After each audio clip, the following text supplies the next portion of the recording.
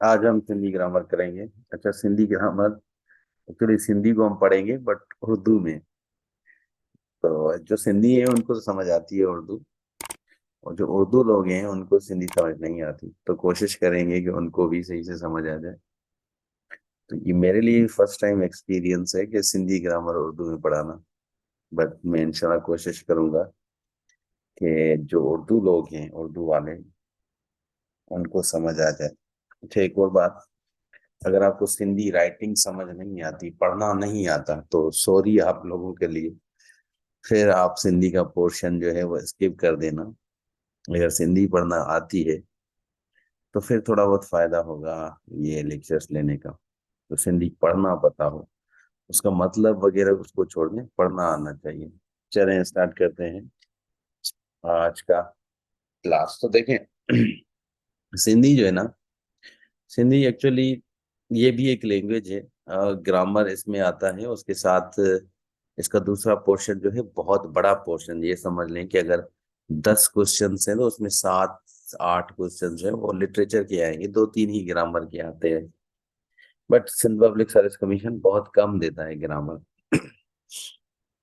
तो अगर ग्रामर देगा भी तो बहुत आसान देगा। तो मुझे नहीं लगता कि वो ग्रामर देगा, क्योंकि क्या है कि उनको भी पता है कि सिलेबस हमने ऐसा रखा है कि जो उर्दू स्पीकिंग है वो लोग भी तो पेपर देंगे।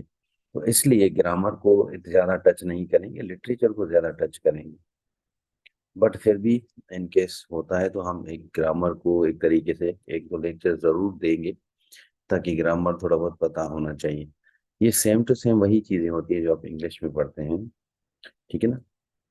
बस आपको पता होना चाहिए कि इंग्लिश में इसको क्या कहते हैं, फिर समझ आ जाती है। हिंदी में टेस्ट पास करने का तरीका क्या है कि आपको लिटरेचर पे ज्यादा ध्यान देना पड़ेगा, और एक कुछ चीजें हैं ग्रामर में जो आपको पता होनी चाहिए। इंशाल्लाह आपका ग्रामर भी अच्छा हो जाएगा। चलो करते हैं स्टार्ट। सबसे पहले तो ग्रामर, अब सिंधी में जैसे कहते हैं व्याकरण। ग्रामर को क्या कहते हैं? व्याकरण। वर्ड आता है और लेटर आता है। ये तो सिंधी में लेटर को अखर कहा जाता है। ये उर्दू में इसको अगर पढ़ेंगे, बट ये अक्षर है, क्योंकि ये जो काफ होता है उर्दू का, ये एक्चुअली सिंधी में खे का आवाज देता है। जो लेटर होते हैं, जिनको हम अक्षर कहते हैं, ये लेटर सिंधी में जो है टोटल 52 लेटर्स है। ये चीज याद रखनी है। 52 लेटर्स हैं सिंधी के। जो लेटर्स हैं वो कितने हैं टोटल सिंधी लैंग्वेज में? 52। उर्दू में 37 है। प्लीज अपने माइक और उसको बंद कर दे, वरना यहाँ पे स्क्रीन पे आ रहे हैं तो मैं लिख नहीं पा रहा। हिंदी में लेटर कितने हैं? 52, ठीक है। और उर्दू में है 37। ये सवाल आते हैं। और इसमें वावल्स और जैसे कॉन्सोनेंट हम कहते हैं, इसी तरीके से यहाँ पे हर्फ सही है और हर्फ इल्लत है, ठीक है जी। तो हर्फ इल्लत जो होता है इसको कहते हैं वावल्स। ये वावल्स होते हैं, ठीक है। अब वावल कौन से हैं सिंधी में? ये हैं अलफ, वाव, ये ये 3 वर्ड्स हैं। ये जिस भी लेटर के साथ मिलते हैं ना, वो जो है ये मिल जाते हैं। जैसे मैं ते के साथ या अल्फ लगा हुआ तो यहाँ पे इसको हम पढ़ते हैं ता, ठीक है ना। अलग नहीं पढ़ेंगे। इसी तरीके से अगर वाव करेंगे तो ये तो हो जाएगा, अगर ये करेंगे तो ये ते हो जाएगा। इस तरीके से ये होते हैं वाव। दूसरे होते हैं हर्फ सही। तो हर्फ सही जो है वो टोटल 49 है। ये चीज याद रखनी चाहिए, इतना काफी है लेटर्स के लिए, ठीक है। तो हमने क्या सीखा अक्षर में? अक्षर मतलब लेटर। इसमें सिंधी लैंग्वेज में टोटल 52 लेटर्स होते हैं। और अक्षर 2 टाइप के होते हैं, एक होता है हरफ सही और एक होता है हरफ इल्लत या अलग। तो यहाँ पे ये हरफ अलग जो है 3 है, ये चीज याद रखनी है। अलग अलग, अलग जो है अलग 3 है। कौन कौन सा है? एक अलफ, दूसरा वाव, और तीसरा ये, ठीक है। यहाँ पे ये एक ही होती है सिंधी में, उर्दू में 2 होती है, ठीक है। यहाँ पे एक होती है। कहते हैं लव्स। ठीक है, जैसे वर्ड को पता है कि दो लेटर्स मिलकर एक वर्ड बनाते हैं, कम से कम दो या दो से ज्यादा लेटर्स मिलकर, तो हिंदी में होता है दो का मतलब यहाँ पे लिखा हुआ है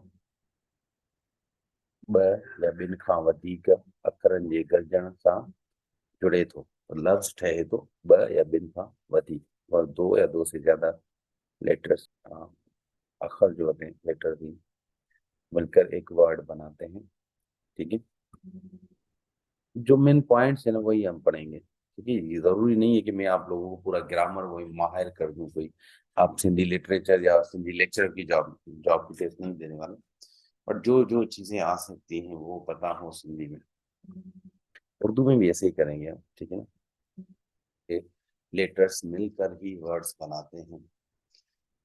सेंटेंस वर्ड्स का मिलाप होता है जब दो वर्ड्स मिलकर दो या दो से ज्यादा वर्ड्स मिलकर एक सेंटेंस बनाते हैं। बट ये शर्त है कि वो जो वर्ड मिलते हैं उनकी माना मीनिंग जो है वो समझ में आए, कोई सेंस दे, तो उसी को हम क्या कहते हैं, सेंटेंस कहते हैं, जैसे इंग्लिश में हमने पढ़ा था। तो यहाँ पे है मिसाल के तौर पर अहमद, अहमद मानी खाए थो। ठीक है, यहाँ पे ये तो थो है, ये चार नुक्ते होते हैं इसमें, ये चार जो है ये एक्चुअली उर्दू में नहीं है ये लेटर। ठीक है, तो इसको थे पे करते हैं, तो थे को वाव के साथ मिला तो थो हो गया।